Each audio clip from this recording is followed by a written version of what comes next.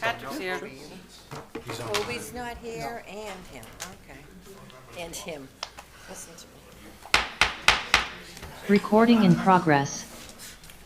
Good evening. Time being 7 o'clock, I call the October 11th, 2023 meeting of the Franklin Town Council to order. Please pause for a moment of silence. Please stand for the Pledge of Allegiance. I pledge allegiance to the flag of the United States of America and to the republic for which it stands, one nation, under God, indivisible, with liberty and justice for all.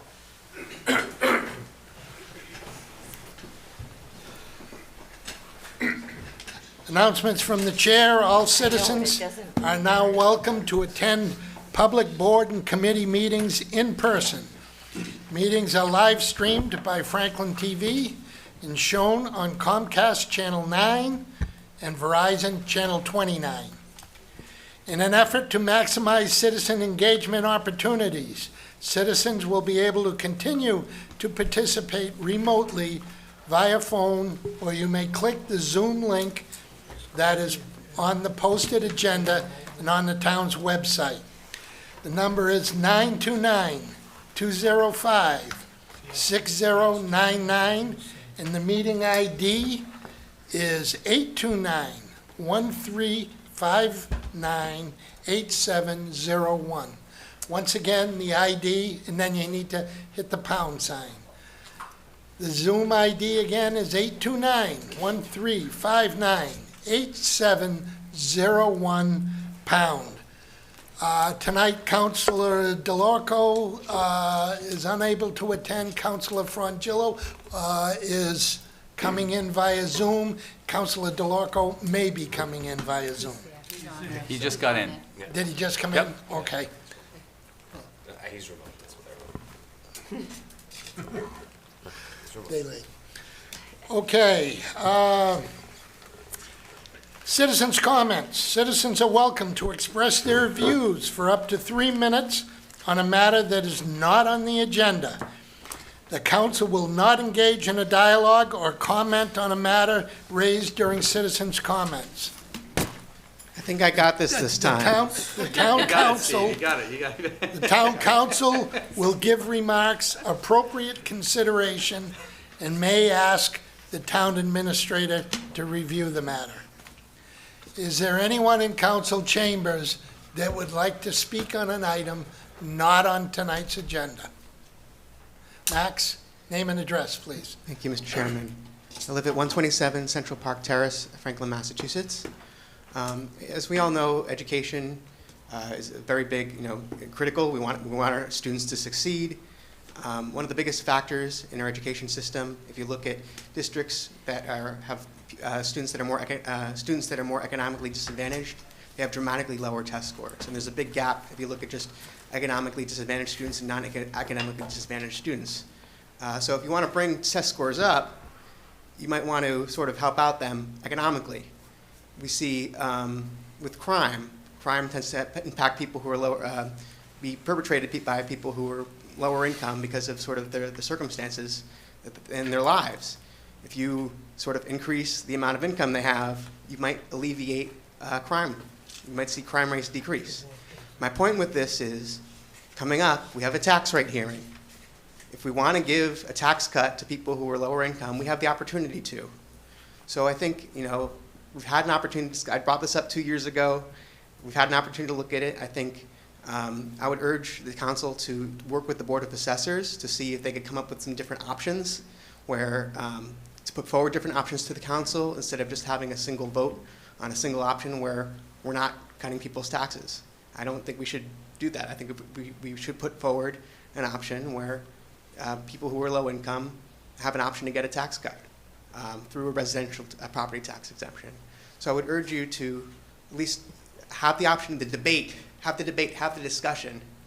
And if it goes further out, that's fine, but I think just have the discussion, because if we want better educational outcomes, if we want better public safety outcomes, if we want better quality of life outcomes, I think we need to look at helping people who need it. And having a more equitable tax system. Thank you. Thank you, Max. Is there anyone else in the audience? You're not going to beat me. Jeez. Serious competition out there. Yeah, it is. He already knew that too, by the way. I know, that's why you're gonna. Yes, I'm back, and I'll be back again next week.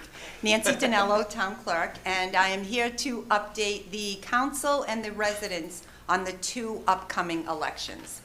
So first, there is a Tri-County election on October 24th from noon until 8 p.m., and that will be at the Franklin High School gym, not at the Tri-County High School.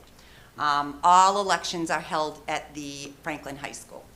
Ballots for this election have been mailed out to those who have requested them, and this coming Saturday, October 14th, from 9 to 5 is the last day to register to vote for the Tri-County election.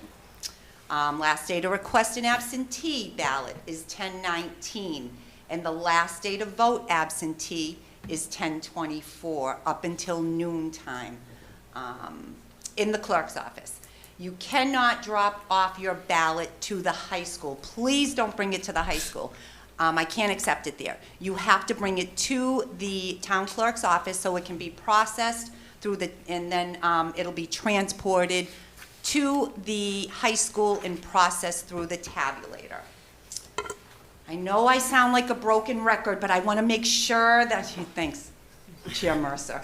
I want to make sure that everyone understands that this is not a precinct-specific election. You do not have to vote in your precinct. And for those of you who have requested ballots for all elections this year, you're receiving 2 ballots in the mail. We didn't make a mistake. There are 2 elections. You're getting one for a Tri-County, which has a big green stamp on every single envelope, clearly marked Tri-County election. And then we have a town election, clearly marked on the 3 envelopes, town election. Please be sure to put the correct ballot in the correct envelope. It's like trash pickup. All right, so this brings me to the specifics for the town election. And again, I'll be here again next week and then the next meeting as well, because I know this is a lot of information. So the town election, the local biennial election, will be held November 7th at the Franklin High School. And again, all elections are at the Franklin High School, okay? And that will be between 6 a.m. and 8 p.m. And the wardens, along with my staff and myself, will be testing the tabulators on Wednesday, October 18th.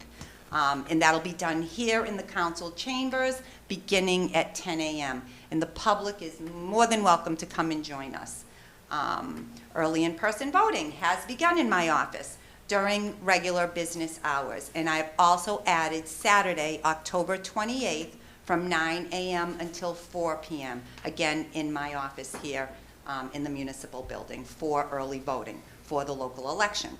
And this day will also be the last day to register to vote for the local election. If any candidates plan on coming to the municipal building to campaign, make sure you adhere to the 150-foot rule. Lastly, and I know you all will, lastly, I will be reaching out to the Democratic and the Republican town committees for election workers. Yes, Jamie, I need more. I'm pretty much all set for this year. I know. I have a long list. I'm pretty much all set for this year, but I'm going to need at least 30 additional people for next year's elections. Yes. President? Yes, 30, in addition to what I have. So if anybody's interested, please reach out to me.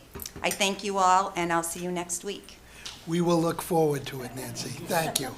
Go ahead, Brutus. Is there anyone else in council chambers other than Brutus that would like to? Brutus, please. Mr. Chairman, I'm Bruce Kenreggy, Public Works Director. So, if I have a brown envelope, no, Yeah. I know they're free, but they're free, they come People are from gonna the start state. calling for the voicemail. I know. I just want the folks to remind everybody that we're doing our Public Works open house this Saturday. It's from 10 to 2. It was hugely successful last year. The weather was perfect. The weather's not gonna be absolutely perfect this week, but we did push the rain off. So, but we're still gonna have it. I mean, it's gonna be good weather, so you have to move some of the stuff inside. The food trucks are awesome. We're gonna have everything for all age groups. I mean, the young kids like we did the sand. Mr. Mercer, you really like getting in the plow truck last year. Absolutely. Pulling the horn. We appreciate that.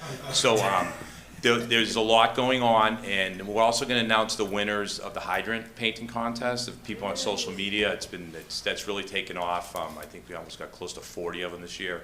And again, more and more creative. Once again, we got some real little folks doing them. We got some older folks doing them. There's a lot of talent out there. Paint hydrants, and it helps us out too. So see, efficiency. So hope to see you all down there. 10 to 2. Swing on by. All right. Thank you. Thank you, Brutus. Is there anyone else in council chambers? Please, name and address. Steve Sherlock, 10 Lawrence Drive, Community Information Director, Franklin Matters, Franklin Public Radio.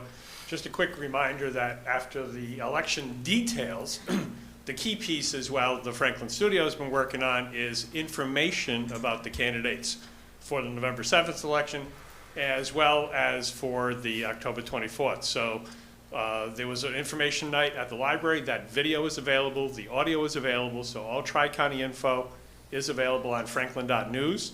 For November 7th, there are, at this point, believe it's 9 candidate interviews that we've conducted. 5 have been posted video.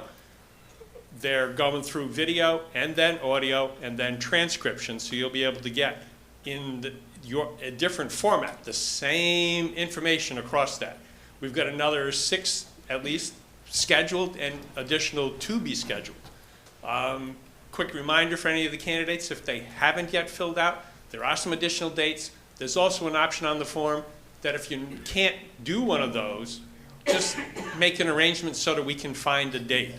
We're not doing the candidate forum this time around, respectfully, because there's not that much of a competition and because we'd rather prioritize your 30 minutes with us on the video as opposed to 5 to 7 minutes in a forum that's kind of staged. I think the voters will get much more information from each of your individual 30-minute sessions with us. So franklin.news will have the video, the audio, and the transcript, and everybody should get some info so that you'll be able to create a good ballot, good election on the 24th for Tri-County and November 7th for all the town positions. Thank you. Thank you, Steve. Is there anyone else in council chambers that would like to speak on an item not on tonight's agenda? Is there anyone out there in Zoom land that would like to speak on an item not on tonight's agenda? I don't see anyone. Do you, Amy? Okay, moving on. The next item on the agenda is approval of minutes.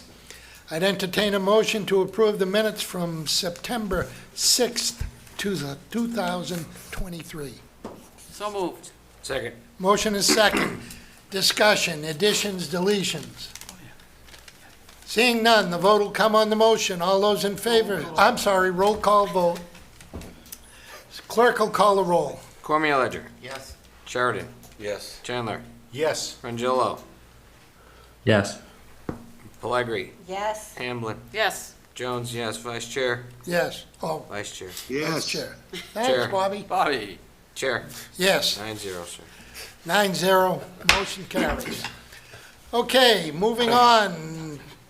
We don't have any proclamations and recognitions, no appointments, no public hearings, no license transactions.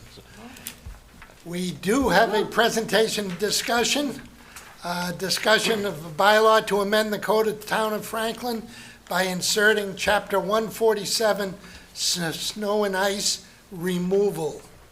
And I would declare that public, oh, no, it's a discussion. Just a discussion. So Jamie, you want to lead it? Thank you, Mr. Chairman. So really quickly, just to give everybody a little background for people that may be at home or this might have been a new issue. I know there was some chit chat around town, which is great. I just want to make sure the council is aware of a few things. One, There is no decision that is mandatory that people have to do tonight or on this issue. I just want to make sure people are aware of that, okay? This was a town council goal for the session, so, we laid it out at the last meeting that the EDC has met and discussed this probably twice, but also a couple times the previous session as well.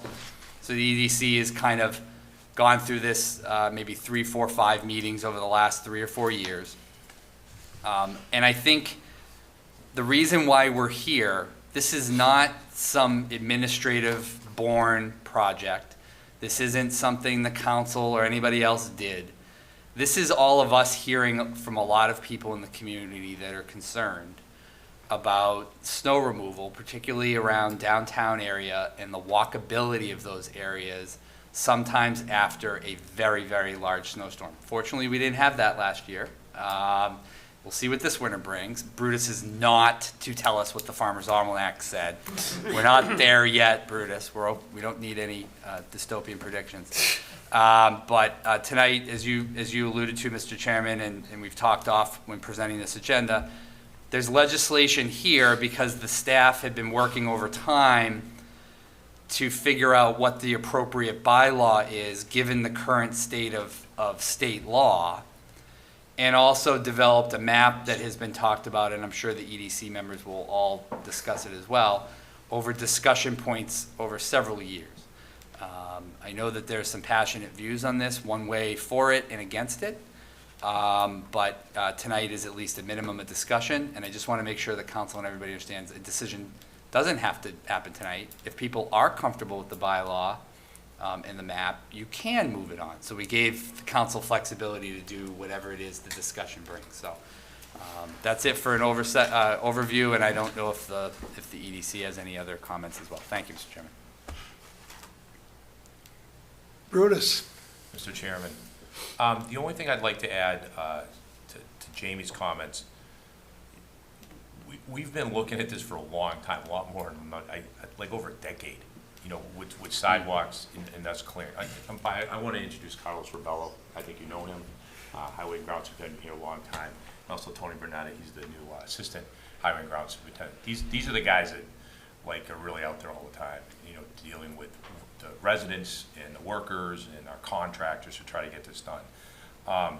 Sidewalks are always a priority in town, but they are the third priority. And this all goes back to what different ways that we try to be more efficient to do things. And this is just a thought that was presented before about how we can get the job done faster and quicker.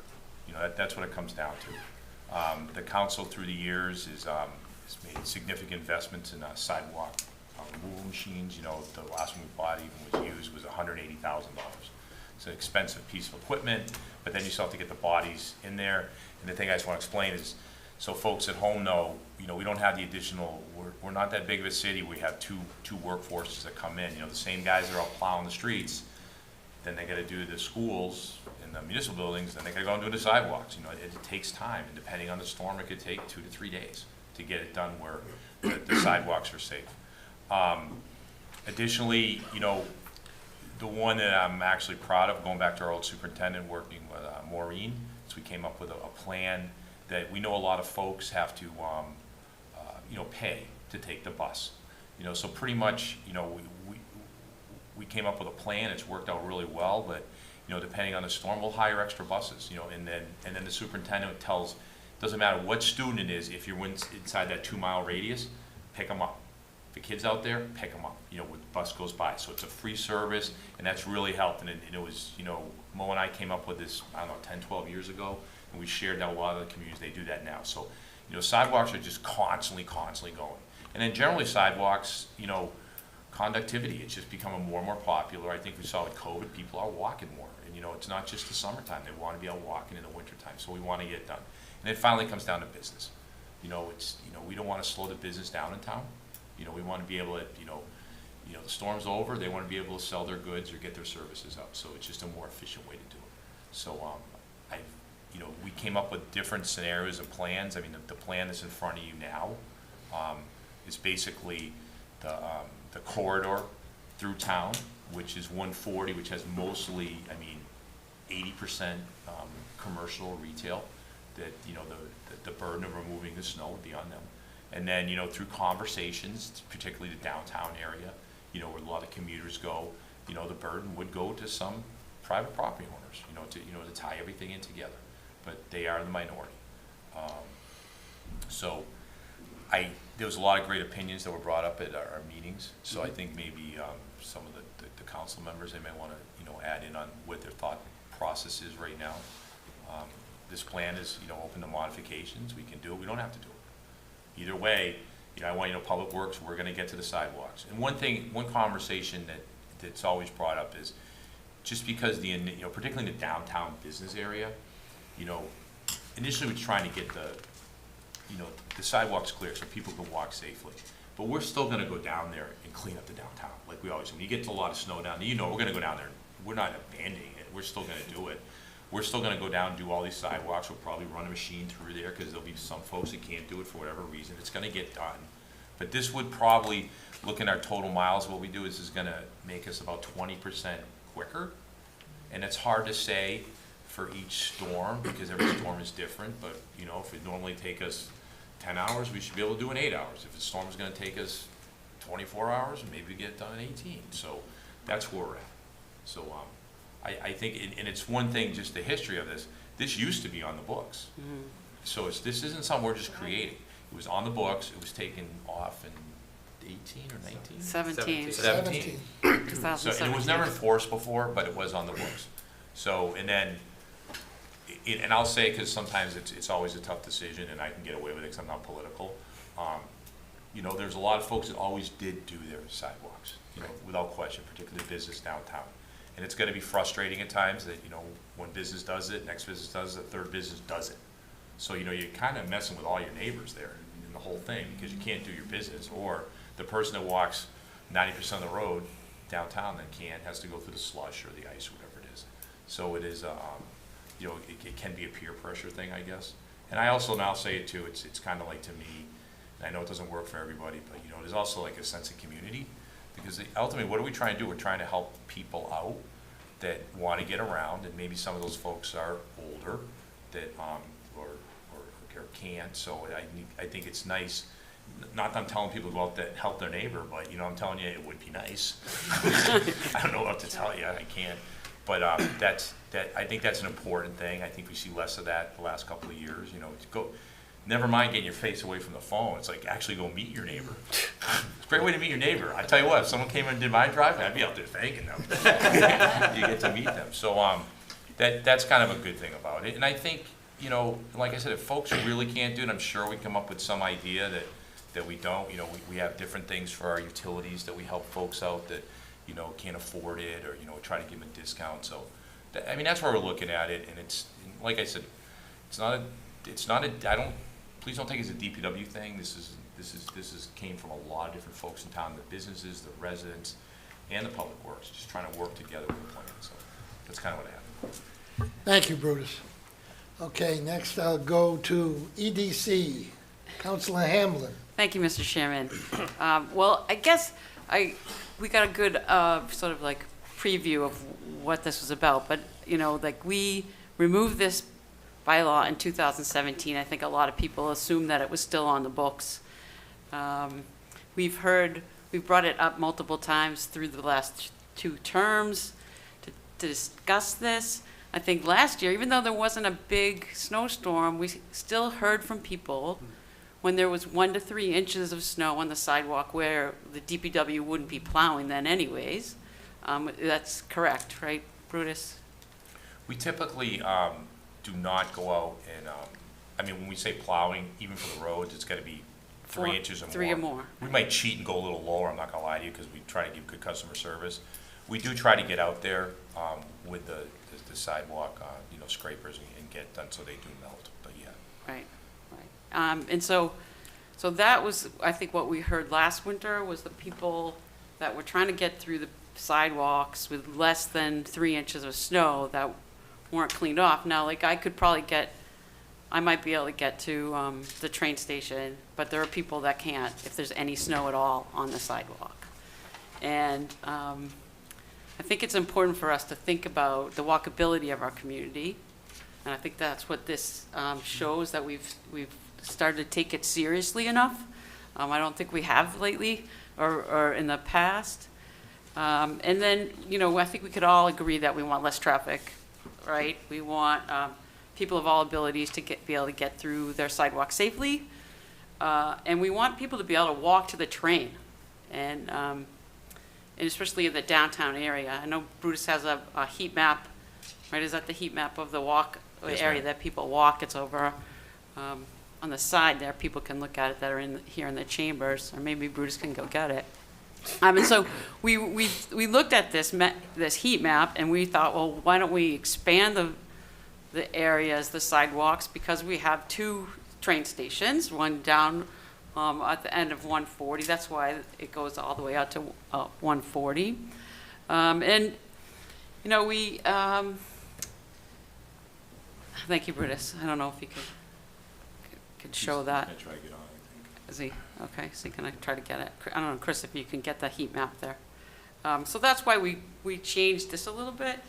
There we go. There's a lot of people that we heard through our discussions, we heard from people who would like to have their sidewalks cleaned sooner and faster, that can't get out on the sidewalk even if there's any bit of snow or ice. We heard that people can't afford or physically or monetarily afford to clean their sidewalks themselves. And so when Brutus mentioned something about to be creative, we can also think of the neighborhood brigade then. Steve Sherlock mentioned that to us the last meeting, that we could find out who needs help, but if we use this. It is, I think it's really important also to maybe reevaluate the DPW's priority list, because we have extra sidewalks now that have been added to the town since I think your priorities was, your priority map was done, right? Mr. Chair. Yeah. So, Brutus. since I've been here, we have not added a sidewalk to our sidewalk list, and we've obviously, the town has grown, and you did make one statement, and the council has been really good about sidewalks. I mean, we've added a lot of sidewalks, we Right. appropriate them, and this is just another piece of the pie. We got them all, go down Pleasant Street. I know, We it's don't, awesome. we don't plow that. It's not had added to the list. Now, do we try to get out there eventually and get it? Sure. But am I gonna sit here and say I'm gonna do it to all the time? And no. No, I I'll know. fight you tooth and nail on that just because of staffing and we gotta do the other ones. But we've made great strides in that. So this is another piece of the pie to try to get there. But the council has been very good with sidewalks, and we're still looking, next one we wanna do is Washington Street. Once Right. we get some lower interest rates, maybe. But, I'll see what We I can already do. had Yeah. earlier discussion already. But, and the planning board's great about it too, they get some new, stuff going in, the Grove Street money that we're getting, we're putting all sidewalks out on there, to bring people down, but, it's, depending on the winter, we're gonna get out there and do it, so. Right. I just wanna add, so we haven't added officially to my priority list to do. To your priority list, but we have added sidewalks, we Lots. just haven't been added to your priority list. Yes, Right. we're required to do, yes. Right. And so, I love that Pleasant Street sidewalk, because I used to walk from the train down at Daniel Street, no sidewalks anywhere. It was pretty scary sometimes. Yes. Yeah. It's like great ones like we have like Dean Ave, and that's, a lot of people That's a like new that one. development there, but you know what? We made them put a sidewalk all the way down there so they can walk all the way out downtown, down Dean Ave, right? Right. It's stuff like that, it's great. Yes, yeah, and it's important to have that plowed or cleaned off. Yes. And so that's sort of where we came from, we heard from people, but I think we have some creative ideas on how to help people that can't do their sidewalks. And I just feel like we talk about this constantly, every term, every couple of years, we talk about this. And I know that if we don't do anything, it's just gonna stay the same. Like this year, we'll probably get more snow, people will complain, and people won't be safe. And I think that's, when I see people walking on the street trying to get downtown to the train station, that really scares me. and when there's ice left. So I like how this, thank you, Amy. I think Amy put together this bylaw for us. It has that we have to actually maintain the cleanness of the, you know, the safety of the sidewalk, and also awnings and signs. You know, we don't want snow falling on people. And so I think it's pretty, it brings everything together that we spoke about. So thank you, Amy, and Brutus and Carlos and Tony for being here tonight. But I think somebody else can, I know other people in the EDC might need a chance to talk. So You done? I'll give you the floor back. Councillor Jones? Thank you, Mr. Chairman. Yes, this was removed from our books back in 2017. It was contentious having it on the books for many years. It's been under review, as Mel had mentioned, several times to the EDC. Various public input on these things. My general opinion as a member of the Economic Development Committee was I was not in favor of 147-1. Which was the time limit for removal from sidewalks and footways.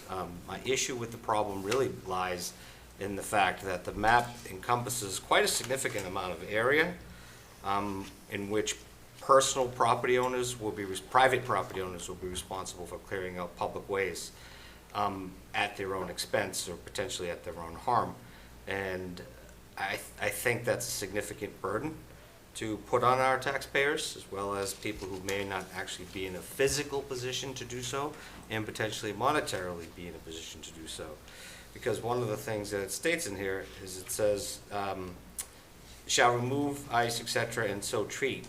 And these are things that will put our taxpayers at a further burden financially to try to maintain that de-iced condition. It could mean going out and buying desalination chemicals. It could mean they're going out and buying salt or whatever it is, and I just think it's for lack of a better term, it's a slippery slope for us to ask those who potentially don't have the means to do so and who could be fined, according to the way this reads under 147-4, a $50 fine if they don't meet the requirements of this. I'm not one to go fining, and I know that the general consensus is that we're not going around slapping big tickets on people's houses saying you didn't clean up the snow, you didn't clean up the ice. I know I've heard all the arguments about this, but in regards to 147-2, I'm 100% behind having requirements that property owners who have roofs, awnings, and signs,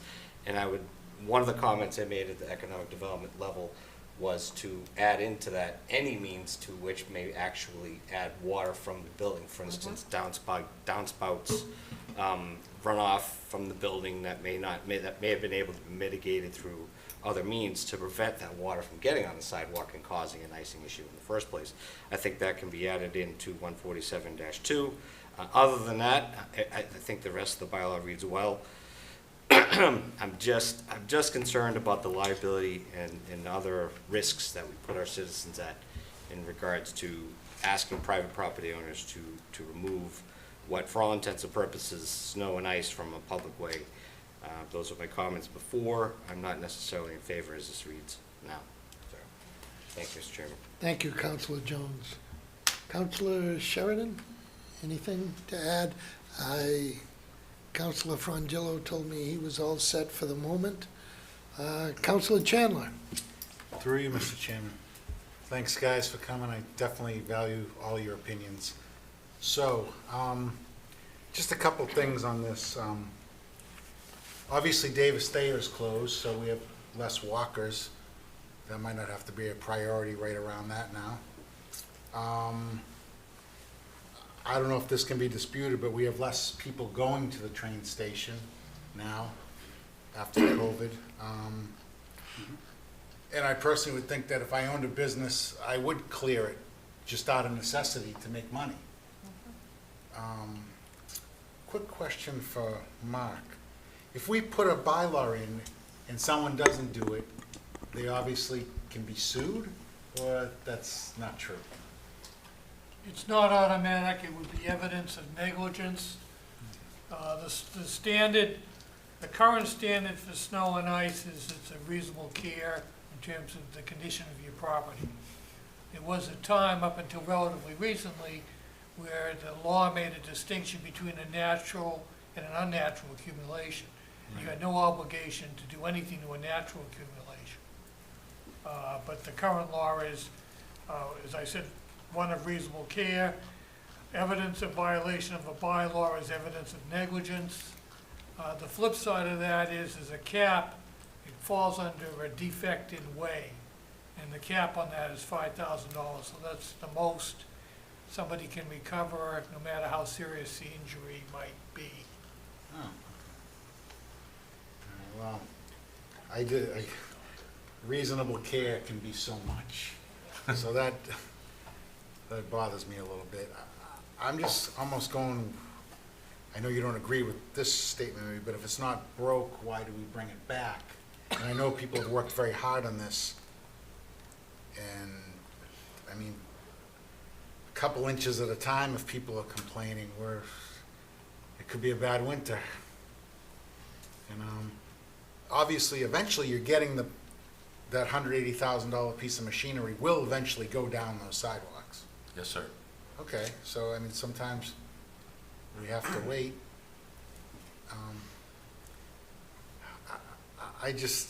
I'm having a little issue trying to push this on people. And I know that 20% is a great number for you guys, and it would save us a lot of money. But I'm even thinking in my situation, if I'm out there, I don't know if I would be able to get it done all the time either. So I kind of would still like to look at this a little more personally. Sorry for so much all at once. That's okay. but That's okay. There's so many things. So, thank you, Mr. Chairman. Thank you, Councilor Chandler. Councilor Pellegrini. In reading this over, it brought back so many memories. We, prior to 2017, the bylaw that we had, people, merchants and property owners and that would be responsible for their own sidewalks in front of their places, uptown especially. Those were the ones that we were more concerned with. And we didn't have any problem with that. I know we owned a building uptown, and my husband was out there 6 o'clock in the morning to make sure it was all shoveled out. And he saw many other people doing the same thing. If they weren't able to do it, they had somebody there. And one would help the other. I think it's time now, we need to help each other out. And as far as getting people to do shoveling, I was thinking of having people put their names in for to the Downtown Partnership. Have some names in there that we have that would be able to help some of the businesses, or even some of the businesses now to begin to think of someone that might be able to help them if they're not able to do it. But stop and think, it's only a very small amount of shoveling there, and you're going to be coming by to do the plow as soon as your other priorities 1 and 2 are completed. Then you'd be able to go through the main street. Is that correct? I think that's what you had said. Mr. Chair. So I think this bylaw is good. It's going back to what we had, and it's time people step up and they help out the town. I mean, they don't want to see taxes going up. They don't want to see different things happening with us getting new equipment and this and that just to take care of a particular thing. Let's work together, keep it down, and go back to it, and I'll bet you it's going to work, just like it did before. Thank you, Mr. Chair. Thank you, Councilor Pellegrini. Councilor Cormier Ledger. Thank you, Mr. Chairman. I find myself a little bit torn between Councilor Pellegrini's comments and Councilor Chandler's comments, because I recognize that businesses downtown certainly have at least an appeared responsibility. Maybe, can be argued if it's like legally their responsibility, but they want to make sure the sidewalks in front of their businesses are clear. It's the residents that I'm having a harder time with, because it's basically penalizing homeowners depending on where they live in town, because we don't have this bylaw in effect for our cul-de-sacs and our other neighborhoods around town, those, if they live near a school, the sidewalk gets cleared, no problem, because the kids got to get to school. So where in essence, the way it's written, if I'm reading it right, if you happen to be near downtown or near a train station with a house, you might get slapped with a fine if you don't get out by a certain time. That's what I'm having a hard time with. I think there are some efforts the town could make to assist. I think, we, whether it's some barrels full of sand that, people can come and do to sprinkle in front of their business, that's, I love Debbie's idea of the volunteer list through the Downtown Partnership where folks could, hey, I'm having a little bit of a tough time.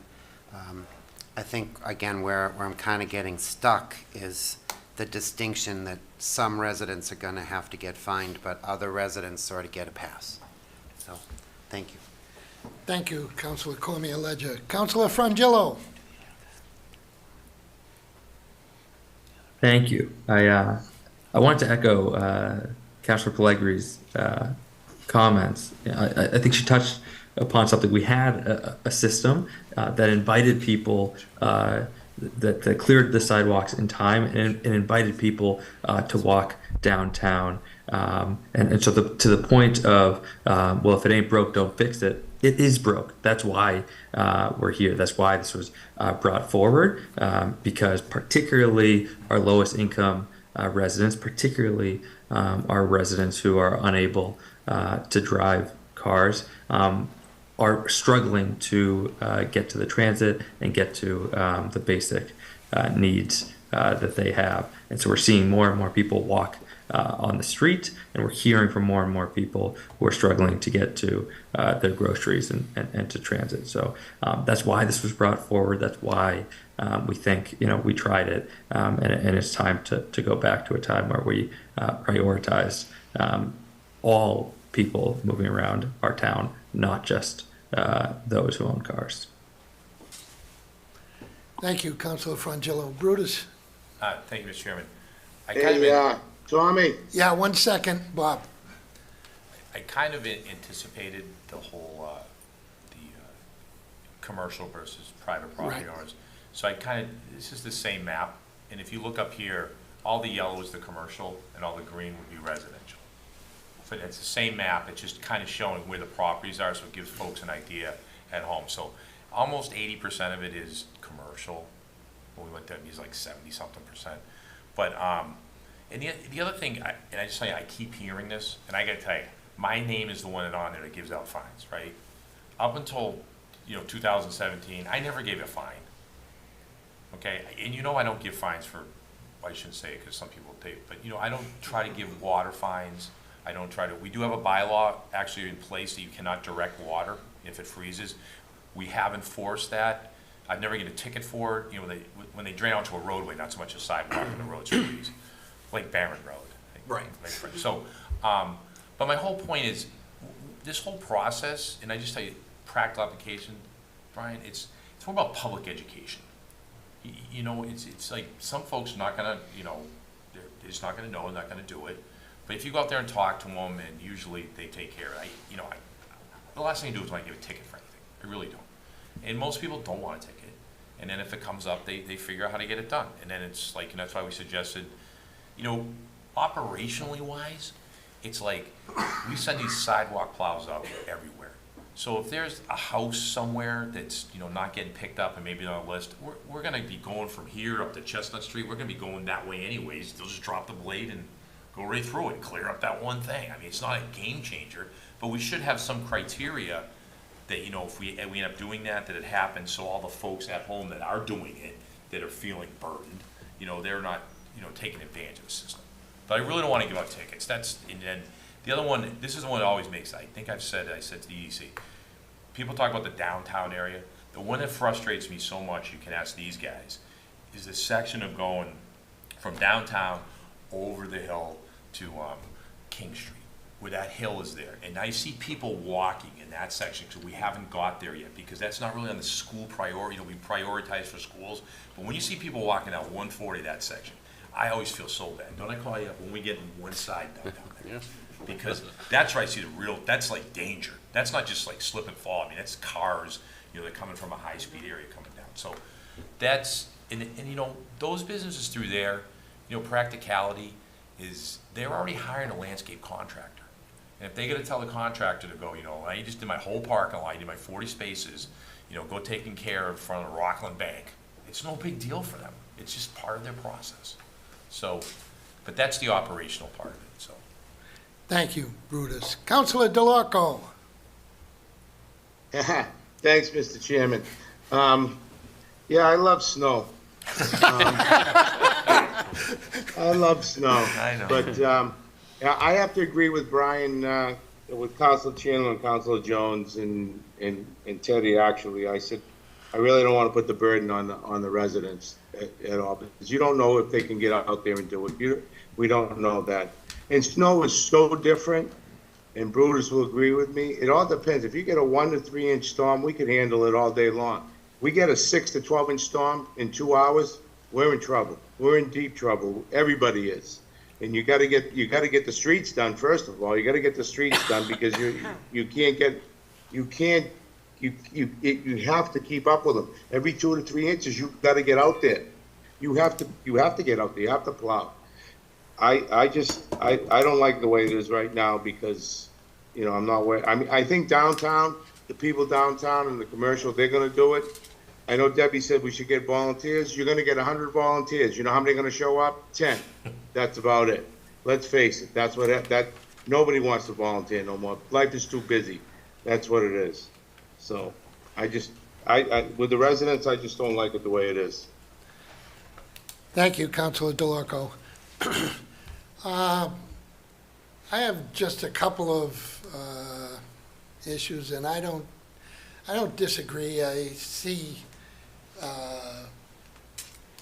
putting a burden on a small percentage of residents. I like the commercial piece you just put up. That to me would make a lot more sense. But the other piece, in 147-2, I know there are a couple of buildings downtown that we talk about them having to get up onto the roof. There isn't any way those people are getting up on 3.5 stories that snow comes back down onto the sidewalk. Those buildings have always been a problem downtown. Icicles build up, I get that. But to put it into a resolution that requires them to get up on to the roof and clear the snow off the roof of a 3-story building, I have a little issue with that. So that's one of the pieces in here, along with the resident piece, that I'm having a little trouble with. I like the commercial piece. I think it makes all the sense in the world, but. Councilor Jones, you had a follow-up? Yes, thank you, Mr. Chairman. I appreciate the time. Brutus, this just kind of comes back to the last thing I said at the EDC meeting, and that is, simply put, every single winter you drive by my house, is the front of my house cleared out. Yeah, 'cause we plow it. No. They're not supposed to know that. Yes, How do you think it really It's on the front porch. Yes, it is. And my children help, some of them, not all of them. And it's all hand dug, because I don't have any room to put a snow blower in. So for the most part, even with the bad winter storms, I ended up so much snow in front of my house, I could get to the roof of my porch and climb up onto my second floor windows. That's how bad it was. But the front of my house is only 35 feet long. And my sidewalk and my front walk and my driveway really isn't that big. It's two cars deep. For me and my kids to handle, it's not too big of a deal. But specifically from my property around the corner to Marshall's property is my neighbor, who owns the whole corner, which is approximately 75 feet long. And along with all of the snow, which typically when the streets get done, big piles of snow get dumped in the corners. And that stretch of sidewalk, I certainly wouldn't expect my neighbor next door to go out there with her young daughter and clear out 75 feet of hard-packed snow and take the risk of hurting herself or hurting her daughter, or even at any kind of exuberant expense, simply because they just don't have the money to continuously clear out that kind of stretch of sidewalk. It's just not fair. It's not fair and it's not equitable. I think to Council Cormier-Ledger's point is it's like we're penalizing some and we're not penalizing others. It's almost an unequitable approach to doing things when we're talking about streets that are quite literally, I mean, you could go further down Main Street, you could go further down Union Street, you could go all the way down any one of these side streets just off School Street and say, okay, you know, School Street's getting hit by a fine, but no one on Queen Street, no one on any of these side streets that are still relatively close to this proximity aren't going to get fined if they don't clear out their sidewalks. It's just a very unequitable thing. However, based on what you showed earlier with the commercial property, in regards to my fellow chairman here, I agree with that. I agree with the fact that if we were to look at this from a commercial perspective and less from a residential perspective, that might be a benefit. Also, would it be possible, and I know I'm probably asking too much of our neighbors at Dean, and maybe even some of our property owners who are commercial property owners, to maybe ask, and this is kind of following in line with Councilor Pellegri's point, kind of ask some of our businesses who are kind enough to go out and clear sidewalks to extend that courtesy even a little further down the street to help the neighbors. It's just kind of something. Mr. Chairman, I will say, like Dean, they do a good job with all their sidewalks. I mean, they're on our priority list, but they've always constantly, they're taking care of their own as it is, but they've done a good job. You know, initially it was, you know, if we go back to the old bylaw, it was just commercial and retail. So even if you, and I'm just saying, if you just did the commercial, it would be a big help to us and it would make us more efficient. It would be, but this map that was brought up, it wasn't just about the commercial, it was more about the conductivity in the downtown area. I mean, I have another suggestion for you. We can make, and this way would take the burden off these specific residents, make every resident in town clear the sidewalk in front of their house. Everybody. Do the whole town. That'd be great for me. You get rid of all the machines. Everybody's done a response for the whole town. Every cul-de-sac, make them do it. Still need the machines. Yeah, it is an election year. No. No. That only works if you give them a refund. Any, The commercial would be a big help. I'm not any kidding. other 140. questions or comments from the council? Is there any? Sure. Through you, Mr. Chairman. I don't know how the rest of the council would feel, but on 147-2, I don't think that that's necessary there. And maybe we could take that out, and that would be less of a problem for the rest of the councilors to vote on when we're ready to vote. But I think the rest of this is fine, as far as I'm concerned. Thank you, Mr. Chairman. Thank you, Councilor Pellegrini. Is there anyone in council chambers? Please come forward, name and address. Steve, you're needed. No, he was the last one. Bruce came up after. Everyone has a job. I heard the word equity, so I had to come up. My name is Maxwell Marangelo. I live at 127 Central Park Terrace. This is just kind of a long shot question, but if we, by right, I guess you could pass a law by right through the legislature, had a tax credit, property tax credit for people who shovel their snow, would it affect the tax levy? No, Can't do it? can't do it. Can't do it. It would be impossible to enforce, or patrol or referee. Yeah. I thought he was going to give a property tax credit to the person. Yeah. I was like, well, that'll be popular. Is there for anyone mayor. else? Is there anyone else, please? Name and address, Yes, please. hi, Mark Minichelli, thank you, Mr. Chair. Mark Minichelli, 31 Longfellow Drive. I don't have a request or a suggestion regarding whether this should be a burden placed on private property owners or done by the town, but I do have a very strong opinion about the need to clear these sidewalks that many people rely on a day-to-day basis. And I applaud all of you and others in the town, councils that have approved the addition of new sidewalks all around town. We see people using those sidewalks every single day. Even those sidewalks that were relatively newly installed, people make use of those sidewalks, and they start to become somewhat dependent upon the use of sidewalks for getting from point A to point B. I feel like we take those sidewalks away from them during the winter seasons. I live, Longfellow Drive is off of Chestnut Street. There are several occasions over the last few years where I'm driving at night in the winter, seeing people step on and off the sidewalks, dancing around those parts of the sidewalks that have been cleared versus not cleared. Dangerous situation. At night, in the dark, we all know what it's like to drive in the winter with road salt on the windshield, road salt on the headlights, people walking usually with dark clothing on at night. I feel like it's an accident just waiting to happen if we don't do a better job. Again, I don't know whether it should be done publicly or privately. There's I think, strong arguments to do it both ways.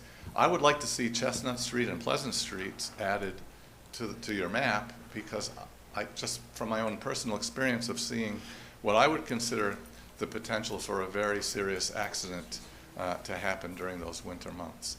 And then Councilwoman Hamblin brought up, she didn't say accessibility per se, but we have a lot of people in town. I consider myself fortunate. I have 2 good legs, 2 good feet. I can get around. Probably not going to be that way in 20 years. But there's a lot of people who need a nice, clean, clear sidewalk just to navigate in the wintertime. And I feel like we owe it to them to do a better job, whether it's downtown or in some of the further out sidewalk areas. So I'm strongly supporting the idea, the concept of clearing sidewalks and encouraging or even enforcing that sidewalks, especially in the downtown area, be cleared. But I don't have a solution for whether it should be private or public, but I think it's important to do it. Thank you. Thank you. Councilor Frangillo.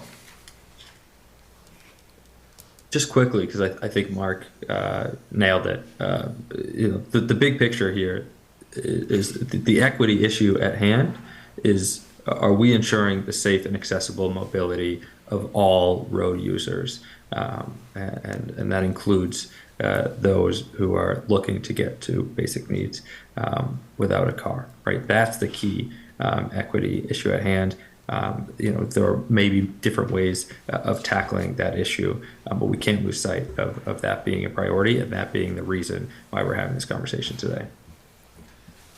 Thank you, Kobe. Jamie? Through you, Mr. Chairman. So just for everybody's really quickly, this is a great map Brutus did. I want everybody to know we didn't just randomly pick these out of a fishbowl or something like that. We started with the commercial districts a few years ago at the EDC, and then we said, well, look at this stretch on 140. It's like commercial, residential, commercial, residential, commercial, commercial, residential, commercial, residential, commercial. So if you only say commercial businesses, then 140 will have these huge gaps of residential properties that don't tap in. And then we started looking at the map and saying, well, the big area, and I think Councilor Frangillo and others have mentioned this, is really the triangle, right? The basic, as Councilor Pellegrini said, uptown. The train station, Councilor Chandler is correct. There are fewer commuters than there was before. But we did hear testimony at meetings from people saying what Mark was just alluding to. We also heard testimony against that. And we got caught in this odd pickle of saying, well, we don't want to put a requirement on somebody who's elderly or disabled or lacks the resources. So we're afraid of putting a requirement on them to do this. Yet at the same point, we're also trying to help people navigate those streets as well. So it's not easy. This is commonplace inside 95, right? I just want people in the public to know we didn't just cherry pluck these, and we struggled with, well, why not all the way to the town common, right? I mean, there is no easy rhyme or reason to this, and I think the more input we get about what people want, I think the map can be done better. We also, as a community, can start with commercial and/or 140, see how it goes, come back in future years, look at other feeder streets like Emmons and Dean Ave. I mean, the council has a lot of ability here to navigate the map that they think are where the most need is and what might be most equitable and fair. And Brutus made a joke out of it, and I'll just close by saying this, but Brutus made a joke, you could do the whole town, and you know, it's easier for him, and it is funny. But I mean, some people have content, I know you, Mr. Chairman, and others, like, some people are like, either do it for everybody or not. And most streets in town, residents are gonna take care of that road themselves, if there even is a sidewalk, right? A cul-de-sac, most of the people in that cul-de-sac, like your area, Steve, they just do what they need to do for that neighborhood. I think the reason why we focused as a staff and in the EDC in this area is because of that map Brutus did over there, the heat map. These represent the most walkable streets, the most pedestrians in town. I don't think it's cutting edge stuff to ask Union Street, again, commercial, and then it becomes residential, and then it's commercial again. I mean, Union Street, I think, is a pretty widely used street, and in the middle of a big snowstorm, many people would want to get up and down Union Street. And then I'll just close by saying, whatever, regardless of the decision is, one way or the other, you know, to Mary O'Neill's messaging of kindness matters, and Councilor Frangillo did say something that stuck with me at the EDC meeting, which is we really need a change in culture, and I think Councilor Pellegrini brought that up tonight, many of you did, of just saying, like, how come we're not helping each other out a little bit more? And I will say this is one of those issues I kind of do yearn for the old days, where it's like, it's just growing up as a kid, you just went out and helped all your neighbors out, and it was just like commonplace. It wasn't even something you doubted. You just did it. You dug out the mailboxes for people, right? The hydrants for people. And I think part of the complaints that citizens have had is not just on Brutus and the staff and the DPW, whatever, but I think there is a little bit of that loss of, am I looking out after the people down the street from me? Do I know that my neighbor is elderly? Do I know someone's disabled around the block? We get questions, you get questions from people all the time about parking spaces. How can we paint things to help people? How can we do this? How can we do that? And, you know, I think that I just want people to know we didn't just randomly pluck these. There was a logic, because we went through the connectivity of it and said these are the most areas that most people walk and need to get around, like King Street, this corner here, on the summer. I mean, that's a pretty widely used sidewalk from people down to the pharmacies and the stores. So I'll just end there, Mr. Chairman. I just wanted to kind of close out with a few thoughts that this was something that was well thought out. Thank you. Okay. And again, to Jamie's point, as much as we could take the commercial and then build on that in future years, we can also take the existing and take away in future years if we find that it's not done. It could go either way. Mr. Chairman, could I ask a question? Certainly. Thank you. This is a question to the DPW team. I know that you guys put calls out for independent contractors to help with plowing. I see the signs all over the place. I know there's a shortage of those guys, but I believe it's in your budget to outsource that to not just your own team, but to private people, right? Would it be possible, as we're thinking about creative solutions, to take a section of that money and see if there might be some private companies, landscape companies like you mentioned, that would take on some of these downtown area sidewalks as they're, you know, maybe they're going to have a crew doing the road anyway, but they might have the ability to do some sidewalks, and it's just kind of built into the fee. Just trying to think of like some, it wouldn't cost us any more money because that's already budgeted, but it would certainly help when we're talking about some of that, the residential concerns in these areas. And I know we're not voting, but just throwing out an idea. So. The only thing I would say is it takes this special type of equipment to do the sidewalks. And most of these contractors, their blades are much too wide to be doing our sidewalks, I would think. I mean, even if they did it with, handheld shovels, if they kept up with it like they do at the shopping plazas and stuff, it's a possibility. We, Mr. Chair, through you. Sure. Yeah, we have. We tried that many years ago, hiring contractors, and the first thing we come up with is they don't have the specialized, the $180,000 piece of equipment, because if you're a landscaper or contractor, you're not gonna buy one and have a winter like last year. They can buy pickup trucks and they can make just as much, besides trying to, so we have tried to do that. We hire a lot of shovelers, just because we have to shovel all the intersections downtown. They might be doing the sidewalks, but we're the ones doing all the islands, so we drive around, do stuff like that. It's very hard to get people. Even the snow, if you remember some of my presentations, the big machines that we have, we also bought smaller ones, but they're, not to get too complicated, they're only single stage, so they can't really go through the big stuff, and it just takes them so long, efficiency wise. But we have really tried to look out for that. Okay, thank you. Councilor Jones. Just one last question. Mr. Chairman, through you to Brutus, would it be feasible to place at least specific to the downtown area, say sand barrels for residents or property owners? I think we do. To purpose? We used to put one on the bridge, I know. Okay. But would it be logical to maybe place further or additional? So, sure, we're open to do that.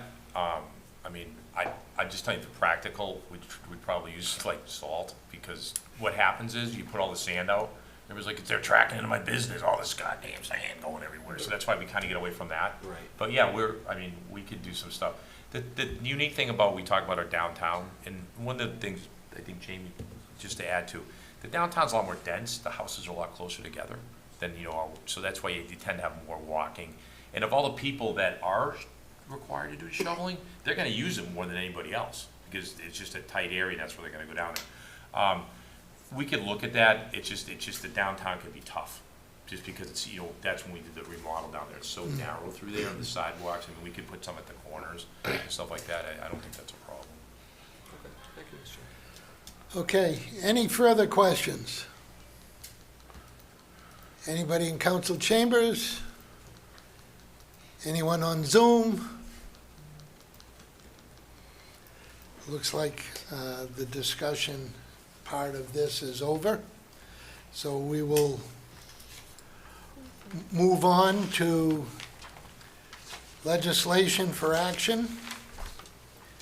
And we have bylaw amendment 23-902, a bylaw to amend the code of the town of Franklin by inserting chapter 147, snow and ice removal of. First reading.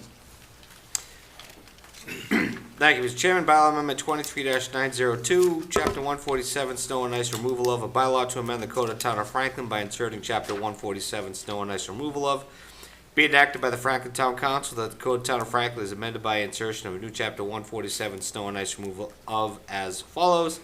Chapter 147, Snow and Ice Removal of, 147-1, time limit for removal from sidewalks and footways. The owner, agent, or occupant of private property bordering a street in a town where there is a sidewalk or footway duly established and defined and delineated on attached map, sidewalk snow removal required by property owner shall cause all snow and ice to be removed within 12 hours after snow ceases to fall, and shall maintain said sidewalk in a non-slippery condition suitable for pedestrian travel, at least 36 inches in width along the length of said sidewalk.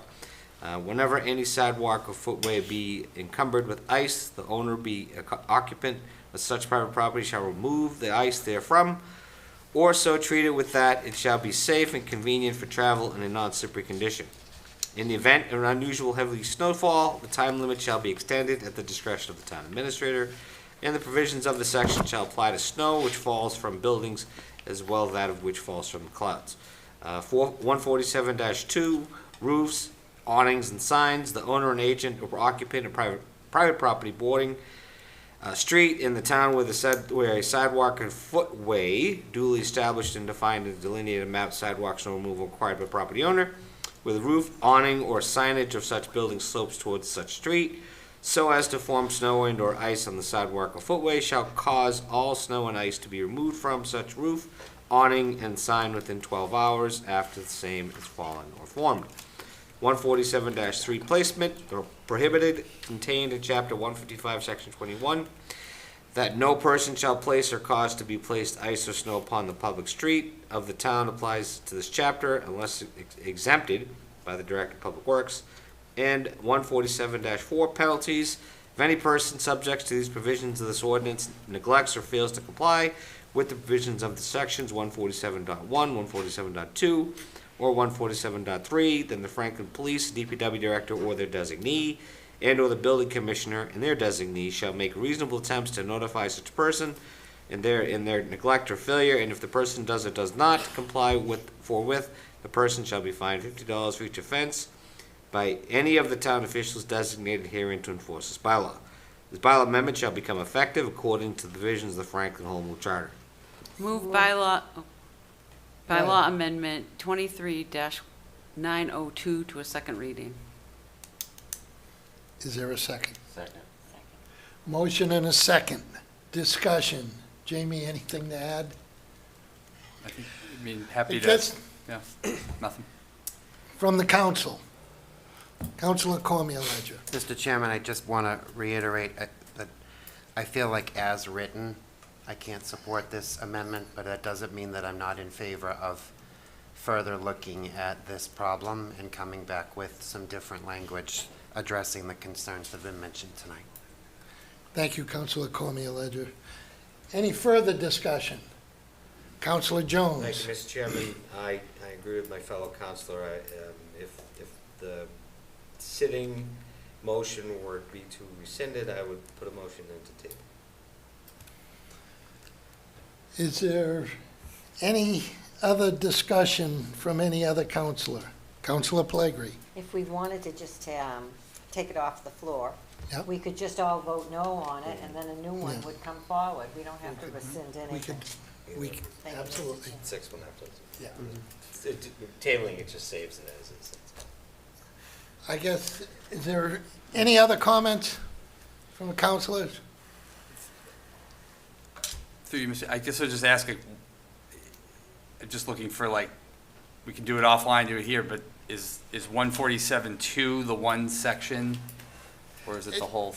I think that's a part of it. It's certainly a part of it for me. part of I don't like 147.2, and I wish there was a way that we could use the word encourage rather for residents, but we all know what would happen if we use that word. But I think that's certainly part of it for me, and I think for a few councilors, that's a part of it. Councilor Frangillo? Residential, commercial piece. Yeah, we talked in the EDC meeting, we talked through some different ideas, and one of the things that we talked about is the difference between policy and implementation and how key that's going to be, particularly in navigating the transition, about how we're actually enforcing that. And we've already heard from Brutus about his awareness about how we're going to be enforcing that.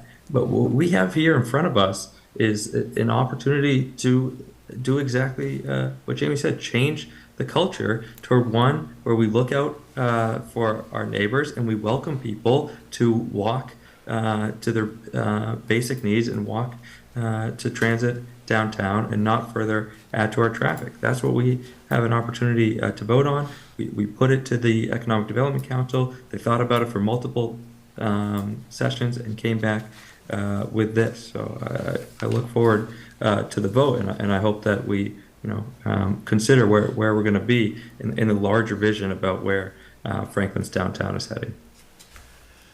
Thank you, Councilor Frangillo. And again, I think, and I'll just speak for myself, I don't want to throw all this work away. I think we're very close to having something that, I feel I can support. The way it's written tonight, I have a problem with 147.2. And I'd like to see if there was a way we could work a little bit with that, because I think it's an issue. for many of the downtown commercial owners. So, is there any further discussion? Councilor Pellegrini? Through the chair. Perhaps what we need to do is make an amendment then to delete section, I'm not making the amendment yet, I'm saying perhaps we should, for 147.2, and that would maybe make the rest of the councilors feel comfortable without that being in here. So I'll make the amendment, but we can certainly vote it up or down, okay? So I make an amendment to delete 147-2. And renumber accordingly. What? And Renumber the remaining sections. Oh, and renumber the remaining sections. Is there a second? No second. Okay, so we will, so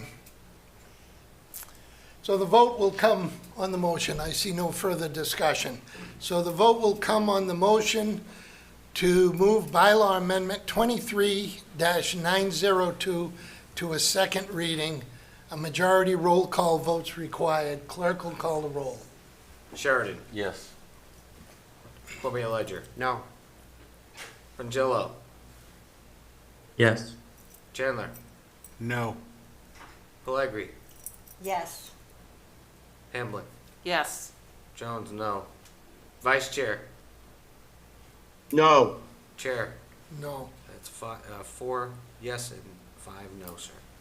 Okay, motion fails, but I do think we want to come back with something, and soon. And I know that winter is approaching very quickly. Don't even say that word. But Through you, Mr. Chairman, I think what I'll do is Amy and I will work with each person to just try to decide what tweaks are necessary. what works? I actually like the word encourage. Yeah. On some of this, I think it actually works. It may not be I'd enforceable, love to but see it if it could. I think it sets you a know, different tone to people It saying. sends a different message. It sends a different message. Like, Yeah. I think it's a good word, so we'll I work don't know with if that. it'll work, but it does send a different message, and that's why I brought it up. So, okay, moving on. Town Administrator's Report. Through you, Mr. Chairman, I omitted to put it on here specifically, as I feel like it's just a part of the TA report now, but the migrant housing update, just so folks are aware, about 80% of the rooms are now full. There's about 250 individuals that are there. We would expect by probably the end of the month, it would be a full hotel.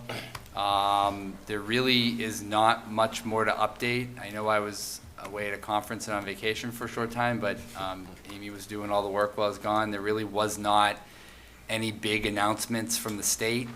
I will just read to you one thing that did come out, which I just thought was pretty entertaining relative to the actual definition of the hotel issue. So the state is revised their guidance a little bit on the hotel. And if you can understand this, please let me know. The state is paying all local occupancy taxes for room rentals less than 90 days. The room tax is either paid directly by the state or it is factored into the contract the state has with the service providers who then pay the hotels. That doesn't help us out at all. It doesn't tell us anything about where the money is being flowed. Normally, just so everybody knows, the state collects the revenue and then gives it back to us on a quarterly basis. They literally make deposits to us. It does say here that they're actively exploring options to reimburse communities who have experienced a loss in hotel excise tax revenues as the result of the long-term shelter contract. So that's about all the new news. Things have been relatively stable up there.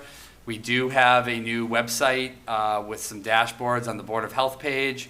In terms of updates, as everybody knows, Kathy Liberty has been doing a phenomenal job coordinating all this. She's put up a nice website from her staff, and we're just hoping to get some more state assistance as soon as possible. But by and large, everything has been going fairly smoothly. We do have a few issues down there we're working with the state on, but you know, so far it's been pretty, relatively speaking, it's been pretty good. So we expect by the end of the month that there'd be a full house. And we do not have a count. Lucas gave us the update before I left of about 40 children, school-age children, but we don't know if that's still the same number. Any new families that arrive are going to have to get processed and enrolled in school separately. So that's going to take some But more that months. takes a week or two, right? It does, but, then there's the vaccine checks, there's all these other things that have to go on too, so, not sure exactly how many school-age children technically, but I'm sure I'll have that in the next few weeks. Thank you. Thank you. Can I ask a question? Sure. On that, through the chair. They're not able to get working permits. I know of a few, a restaurant namely, Yeah. uptown, that two people had come in and they wanted to work. Yeah. And they weren't able to because they didn't have working papers. So I literally was just down at the border in El Paso 2.5 weeks ago, and, because apparently that's what I do for vacation, but they cannot work. I think unfortunately due to, and it is what it is, the reality is the federal government has completely failed the country on this entire issue for 35 years. And it's just pure and simple as that. And they all should be ashamed of themselves. Congressman Auchincloss has said this himself. This is not on any one congressperson or any president or anyone. It's the federal government's failure for 35 years to do absolutely nothing. All 50 states are dealing with this. And I just talked to a lot of people in Texas who deal with this 24/7, 365 for the last 150 years. This is not new to people out there. It's newer to other states. But the work visa program is so backed up.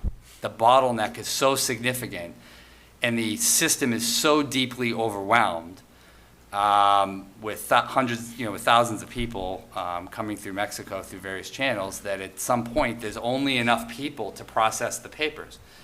They do full background checks on individuals coming into the country. I saw the detention center for myself in El Paso, and they do go through full background checks with those countries. So these processes take months and years per person, per family. I don't, unless there's federal action on this soon, this is going to be the same situation we're going to be in for a long time, unfortunately, Councilor Pellegrini. And, again, going back to the old days,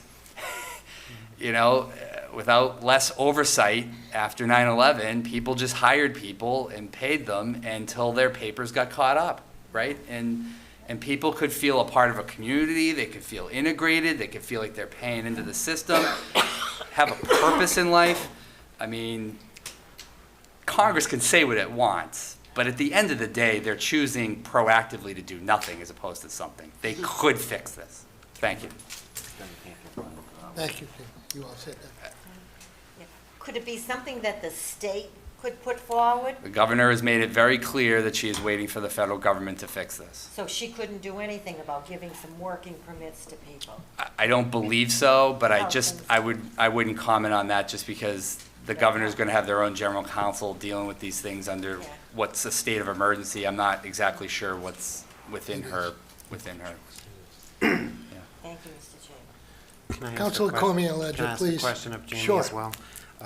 Through you, Mr. Chairman. Jamie, the superintendent alluded to the fact that it's not, the entire group at the hotel shouldn't be called immigrants. They really should be called migrants because we have people coming from not just traveling to the U.S. through the southern border, but from other various walks of life, whether they be homeless or veterans or various groups. Do we know any breakdown on those numbers so that the public can understand that this isn't just an immigrant issue, that this is actually a very complicated, multifaceted, like many of these people are in fact English-speaking Americans that are sitting at that hotel? Do we have any of those numbers to share? I don't have the exact pie chart breakdown. Just for illustrative purposes, you're looking at about a 50-50. 50% roughly are of Haitian descent. Obviously, if anybody has read anything that is going on in Haiti, I mean, it is a horrific example. Police have resigned, there's no legislature, there's no parliament, there's no governor. Everybody has, rebels have literally taken over the country. And there are no police anymore. So the country is completely ravaged. And so half of those individuals roughly up at the hotel are of Haitian descent. And then the other half are a mix, to your point, Councilor Cormier-Ledger, of individuals from different walks of life from around the country, maybe from other countries, maybe have been homeless in the country. And to the point that you just made, that's why the word migrant is used, is because that's a more transient term to depict the fact that most of the folks up there have been homeless in America. Most of the other hotels, too, have been homeless in America for years. They may have come through a working permit that was overextended or a green card or some other mechanism, but migrant is a more omnibus, comprehensive term, not just somebody that crossed the border illegally. Thank you. Thank you, Councilor Cormier. Anything else, That's it. Jamie? Thank you, Mr. Chairman. You're all set? Yep. Okay. Subcommittee reports, Capital has not met. Has not met. EDC, No, I think we will meet next week, before the next okay. council Plug- meeting. A plug for an EDC meeting next week, Yeah. correct? Budget Subcommittee, we had a joint Budget Subcommittee meeting prior to tonight's council meeting, where Jamie gave us a quick update on some revenue numbers as well. Superintendent Jaguar was able to give us an update as to where they were standing, looking forward, looking out a 5-year plan. They're working on that. And this was an update session. We had quite a few people in council chambers, quite a few on Zoom that were listening in, tuning in. A lot of One Franklin was there, and I applauded their efforts then, and I will again, to trying to get the correct information to the public, and that's what it's all about, is getting facts to the public. And that was pretty much it. We're planning to get together again in January as we have an election coming up. They have some new people that will be coming on to the school committee, so they want a little bit of time before we get together again. So we're looking at January. They did talk about needing probably the end of the winter, beginning of spring, for them to have their complete 5-year plan put together, because they'll be able to use a lot of the information that they develop in their budget process for FY25. They'll be able to use in the 5-year plan. So that's that. Master Plan Committee, Councilor Jones. Thank you, Mr. Chairman. Yes, the Master Plan Committee had a booth at the Harvest Festival on October 1st. It was an excellent, excellent event. It's unfortunate that they had to move the Harvest Festival from the Saturday to the Sunday, but nonetheless, it was a beautiful day, so it was a good choice to do so. The event was well attended. I think everyone had a good time. We had quite a reception at our booth. Quite a few names. We had a raffle for a Starbucks card that on our next meeting, October 25th, we will be raffling that off to the individuals that wrote their name down on the list to be receiving emails in regards to updates on the master plan. We're looking forward to the next meeting. That's about it, sir. Thank you. Davis Stair reuse. We didn't have a meeting, but I would like to mention, Mr. Chairman, about our open house that we're going to be having for the Davis Fair. It is set for October 20th, that's next week, on Friday from 2 to 5, and then on Saturday, October 21st, from 10 to 2. And we invite anyone, not only people that went to Davis Fair School, but anyone in town that would like to see the school and that. And I would like to apologize to the people that I told we would have desks and different equipment there that would be out, that people could just pick up, because evidently it's all taken care of now, and we had it all picked up by a company that, cleaned it out. And so to them, again, I'm sorry that I told you that we were going to have some things available, because we're not, okay? And I hope we see you there. And if you have any ideas in that about the reuse of the building, I will be there both days, so you can certainly come up to me as chair, and maybe we'll have a little sticker or something on everyone else that's on the committee, so that you can ask them or make suggestions to them too, okay? Thank you, Mr. Chairman. Thank you, Councilor Pellegri. Police Station Building Committee, we have not met. GATRA, Kobe? We did not meet in October, but they will be sending us updates, and I'll update the full council when I get them. All right, great. Thank you, Kobe.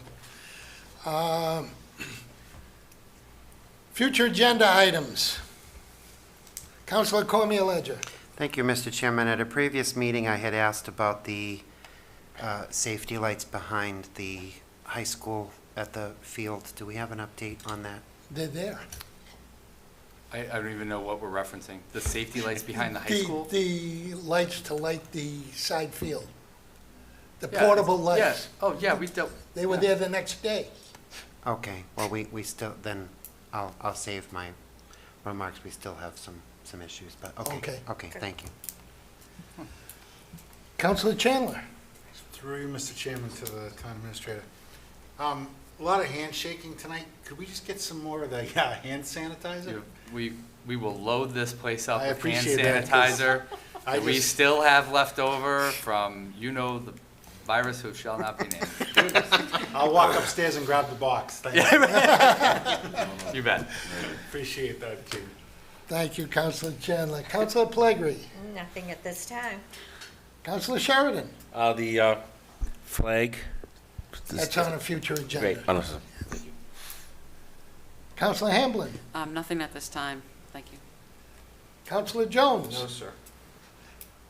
Councilor Frangillo. Nothing at this time. Councilor DeLorco. Nothing at this time. Okay, councilor comments. Councilor Sheridan. I just want to thank the organizers of the Harvest Festival, and I want to encourage people to go to the open house at the DBW, and I think that's it. Thank you. Councilor Hamblin. Thank you, Mr. Chairman. I feel like no one's mentioned the red brick schoolhouse ribbon cutting yet. Did I get that? I You think- did. So that this Friday, I would 10 to guide you. 12, come down. Be really excited about the fact that we actually we got a renovation done with our CPA money. Yay, team. Last 3 farmers markets are coming up, so don't forget, you go to the ribbon cutting, then go to the farmers market. You'll be right there. And the Touch a Truck, I was going to mention that as well. Other than that, I think that's enough. Thank you. Thank you, Councilor Hamblin. That's enough. Councilor Frangillo. Nothing at this time. Councilor Cormier Ledger. Thank you, Mr. Chairman. I have a few comments to share with everybody tonight. First, along the lines of the safety concerns at the high school, thank you for the lights. I've gone to a few varsity games. Unfortunately, and I guess this is more of a call to our parents, we need to do a better job of monitoring the kids because there's still an awful lot of inappropriate activity going on under the bleachers and in that backfield area during games. And we've had 3 that I'm aware of police incidents at the varsity games in just the last 2 that were fistfights that broke out amongst the kids.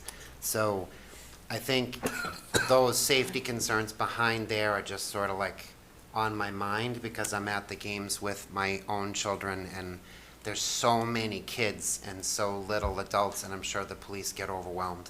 So and the school administration gets overwhelmed. So I hope that parents will think through before you drop off little Timmy that's 9 years old and 10 years old, that maybe you should be with him at the game and make sure that he sits in the stands. I would be remiss if I didn't say my thoughts are with everybody going through the crisis in Israel right now. If you have family members abroad that is impacting American citizens, it is an atrocity. Seeing the images online are just heartbreaking. And my thoughts and prayers certainly with everybody affected. And I wanted to share, I certainly don't want to share, but I feel it necessary to share. The Franklin Police Department did put out a missing person alert that I'll read for Jaslyn Rodriguez, age 15. The Franklin Police Department is looking for the public's help in locating Jaslyn Rodriguez, 15, of Franklin. Jaslyn is a Hispanic female with dark curly hair, blonde highlights, last seen wearing a gray sweatshirt, black pants, and black sneakers. She was last seen last night around 7 p.m. after leaving her home at 200 Woodview Way in Franklin. She is now entered as a missing person in the NCIC. Anyone with information on her whereabouts or anything that may have happened, please either dial 911 or call the Franklin Police Department. This is her photo. I think anybody that is a parent can certainly share in my concern that we want to see this young lady returned home safely to her family and loved ones. My son happens to be a classmate of this young lady, has 3 classes with her at the high school. So please, if you know anything about where she might be, say something and let's get her home. So, thank you, Mr. Chairman. Thank you for that, Councilor Cormier-Ledger. Councilor Chandler. Through you, Mr. Chairman, couple things. First, I'm thankful that we live in Franklin because I saw Canton, Mass. Cut out their citizens' comments. They stopped it. I can't imagine us ever doing that to the citizens of Franklin, not letting them speak. Obviously, the ACLU is involved, who some of us don't always love, but I'm really glad that they are involved. So, just wanted to say, I don't think that would ever happen here. Just to piggyback on what Councilor Cormier-Ledger said, I just feel so angry and sad about the Israelis that were slaughtered by terrorists. Let's call them terrorists. I'm not afraid to do that. I sat and watched rockets being fired in from Gaza to Israel, and that they have a thing called the Iron Dome that intercepts rockets, and the United States has been wonderful enough to help fund that. So I want to give a big shout out to all the members of Congress for that. And unfortunately, there was only 4 members of the whole Congress that voted against that Iron Dome.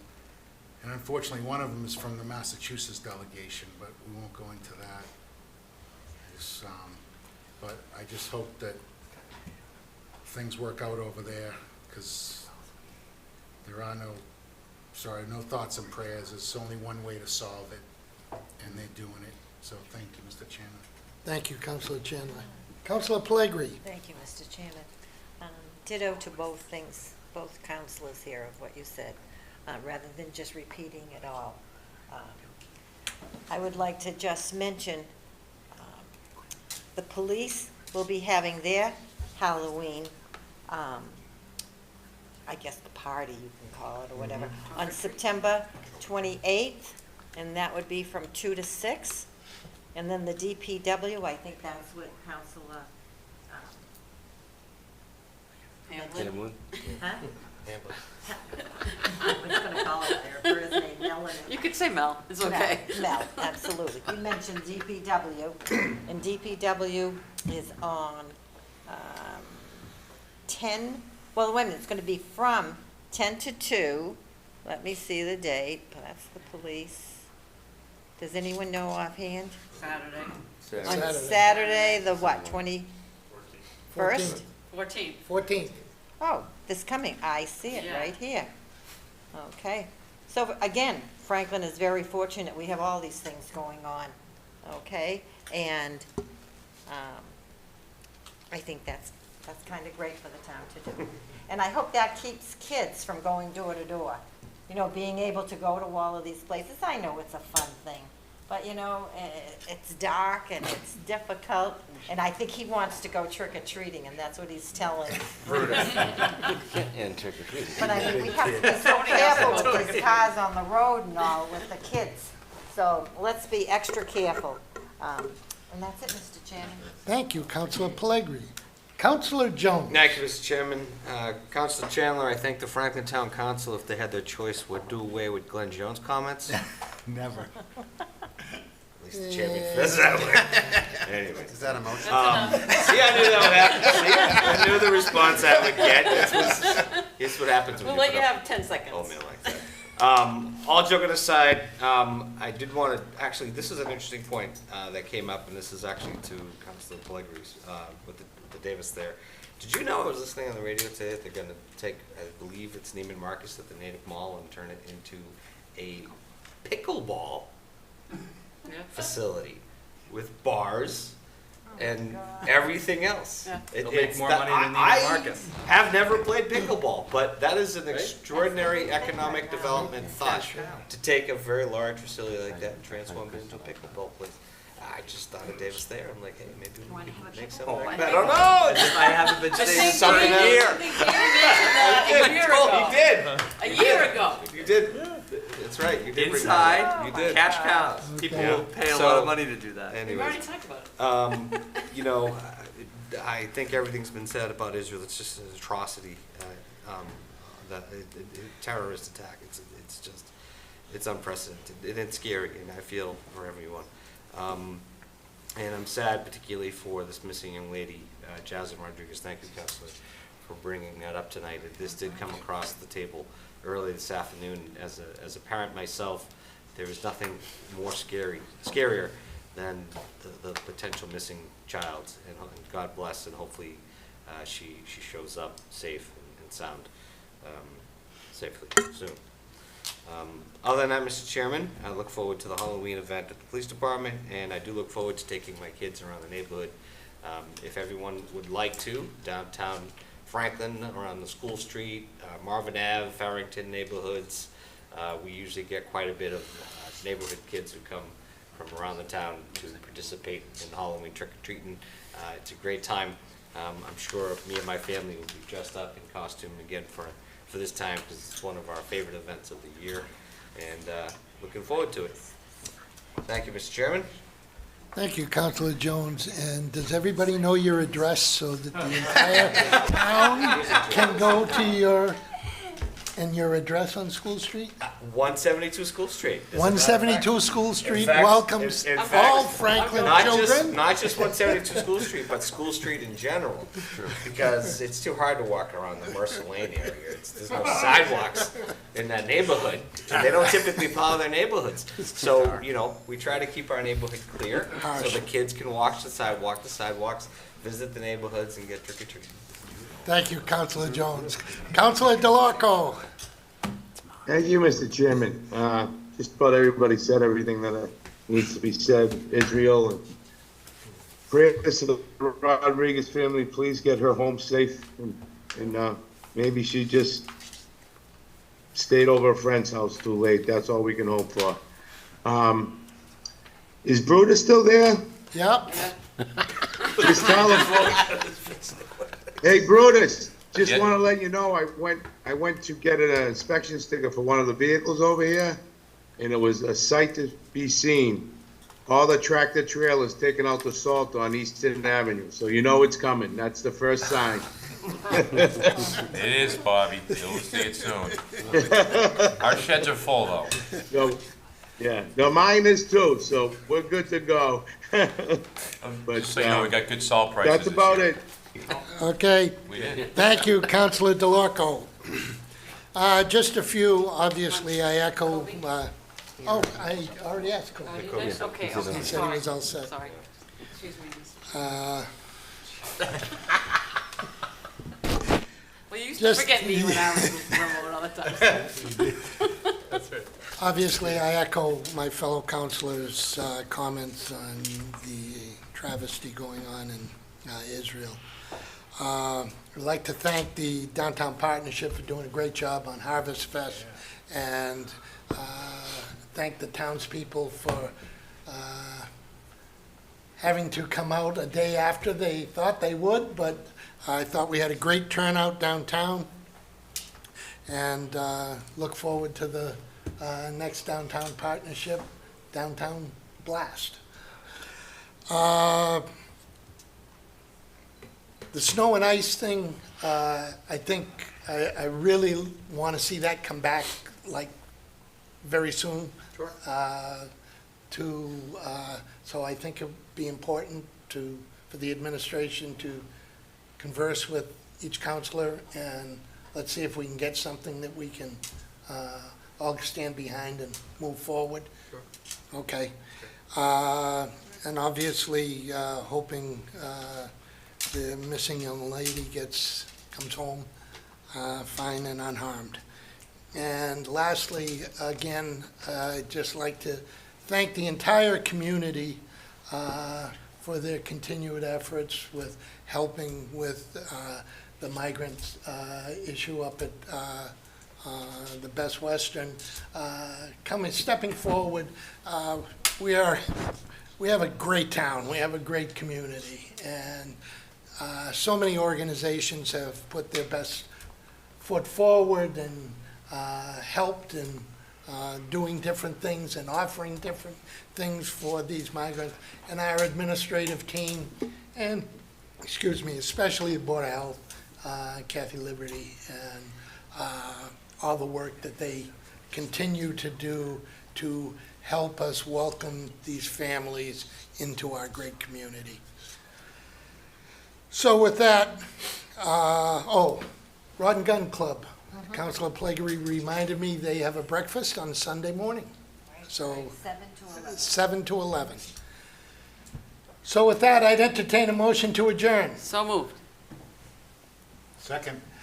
Non-debatable, roll call vote. Clerk will call the roll. Sheridan. Yes. Corey Ledger. Yes. Frangillo. Yes. Chandler. Yes. Hamlin. Yes. Pellegri. Yes. Jones, yes. Vice Chair. Bobby. He left. I think he's It's gone. gone. All right. Yes. Chair. Yes. 9-0. Stand adjourned. Thank you, one and all. Recording stopped. Like, somebody has to second the motion to adjourn. I did. I'm saying, Please. I was about to. it isn't debatable, but